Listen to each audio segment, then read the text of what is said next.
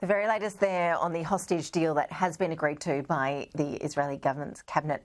Let's bring in now Phil Andrew. He's a former FBI hostage negotiator and the principal of PAX Group, a global crisis and conflict management consultancy. Phil, really appreciate your time. Thank you. No doubt hostage negotiations are always incredibly complex. What's your understanding of how this deal was reached? Very carefully, and it took every bit and is still taking some of the time that's left. 8 weeks of very hard work, including trying to leverage those third parties. So everything that could have been done, I think, has been done to really establish this.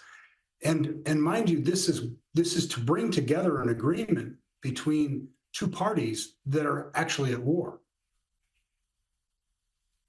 These hostages have been held for around 6 weeks now. What condition would you expect them to be in? Do we know much about where and how they've been held?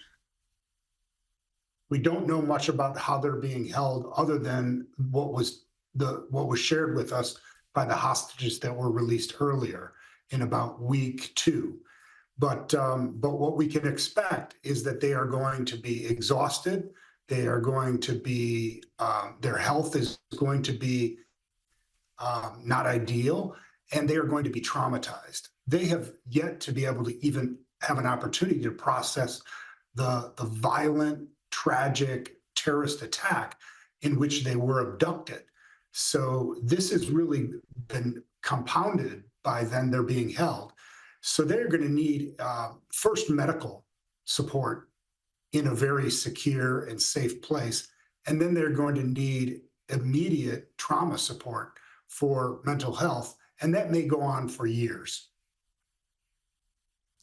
So we know around 50 will be released, all going well, in the next few days. That still leaves more than, I think it's around 170 hostages stuck in Gaza.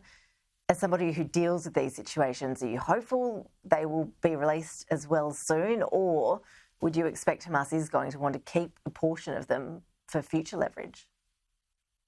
Well, I think we can expect that, as these negotiations already have been, they're going to be protracted. And that's going to require continued, careful, thoughtful engagement.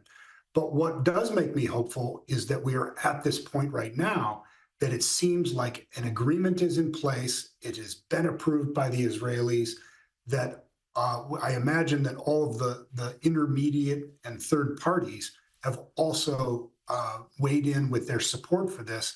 So now it's at this very delicate time where careful implementation of that agreement. And because this is currently in an environment where there's ongoing hostilities, communication can be difficult. Actually effectuating the line by line understanding of that agreement is going to be very, very important. So I think that while it's fragile, it's very, very hopeful that, one, we could get people released, and two, that this dialogue might continue and others might be released as well. Phil Andrew, fascinating to hear your insights. Thanks so much for joining us.